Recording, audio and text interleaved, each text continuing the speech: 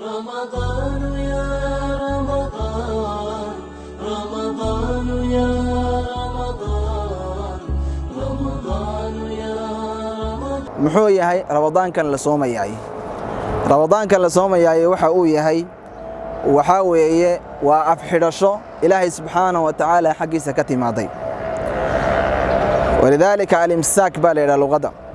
marka uu qofku afka inuu haysto uu ka haysto waxyaabihii burinayay ama soonka ahaayo dhan soonka burinayay sidoo kale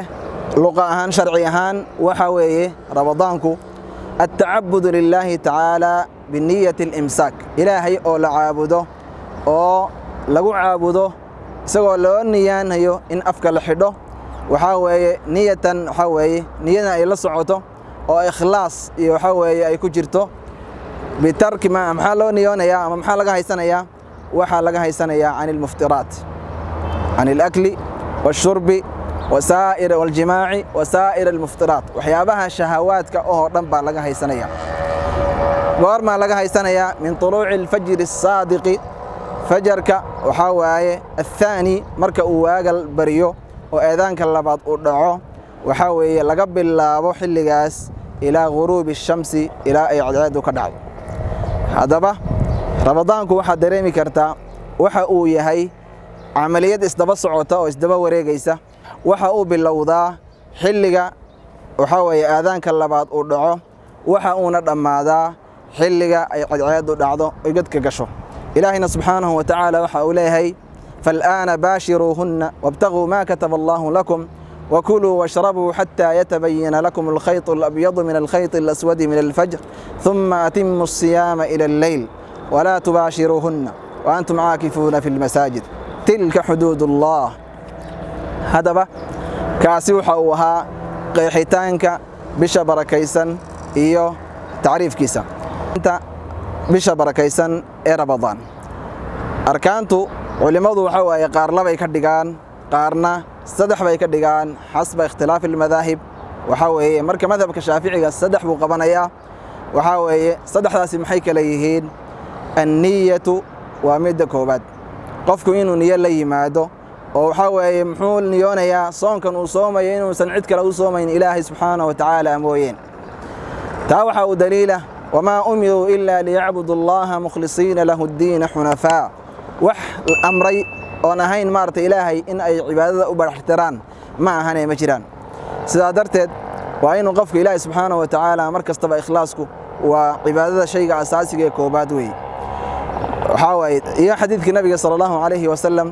inama al-a'malu bin-niyat wa inama likulli imri'in ma nawa qof kastaba waxa uu leeyahay waxa uu niyoodo idan taasina waa maxay waa rukunkii koobaad ee soonka tiirka labaad uu ku taagan yahay soonku waxa weeye al-imsaak imsaaka maxaa tahay waa inaad afka xidhataa maxaad ka xidhatay horaan u soo sheegnay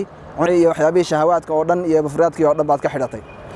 laqwigii iyo beentii baad ka xidhatay waxaas oo dhan baad ka xidhatay idan imsaagaas waxa weeye isagana waa rukunka labaad oo ah in aad hadii la yiraahdo aad ka dheeraato waxa weeye wax kasta oo soonkaaga dhaawacaya wax kasta oo cibaadadaadaas ka jabinaya inaad ka dheeraato weeyaan waxa mudan in aan isxasuusino waxa weeye rukunka saddexaad oo aha waxa weeye shaafiiciga waxay dhaheen as-saa'im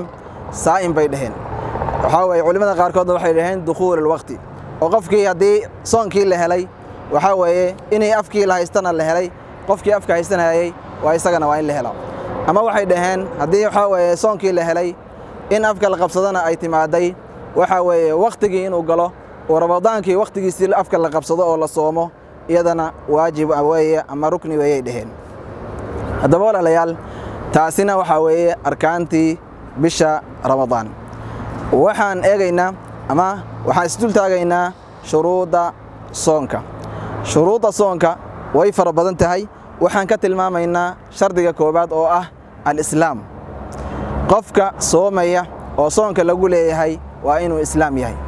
hadii uu gaal yahay oo san islaam ahayn laguma le soonka ilaahay subhanahu wa ta'ala kuma waajibinin sidoo kale waa inuu mukallaf yahay oo qof qaan gaaray oo waxa weeye mukallaf oo ilaahay subxaanahu wa tacaala waajibkaad u dhigay waa inuu yahay. saddex waa inuu qof caaqil yahay oo caqli leh oo markaana waxa aysan ku waajibin soonkii uusan ku waajibin, qofkii walla ayuusan ku waajibin. afar waa inuu waxa weeye yahay qof awooda oo ahayn kii maradka ahaa iyo kii kale waxa weeye caajiska ahaa iyo wixii la midka iyo musaafirkii. afar waa inuu yahay qof haddii la yidhaahdo nagi oo ahayn musaafir, lianna qofka musaafirkii waxa weeye mukhayar weeye haddii uu saxiix yahay, haddii uu xoogaa daciif yahayna waxa weeye waa laga dhaafay oo rukhsadaas uu haystaa. mar walbaba rukhsada uu haystaa, laakiin qofka waxa weeye haddii uu saxiix yahay uu taam yahay uu awoodi karo inuu u arko inuu awoodi karo waa soomi karaa isagoo musaafira.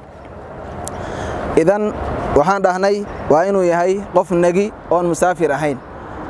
waxaan dhahnay oo kale waa in waxa weeye caafimaad qabo oo qofkii xanuunsanayay ilaahay subxaanahu wa tacaala kumuusan waajibinin. taa isagoo ilaahay subxaanahu wa tacaala qaada dhigaya wuxuu leeyahay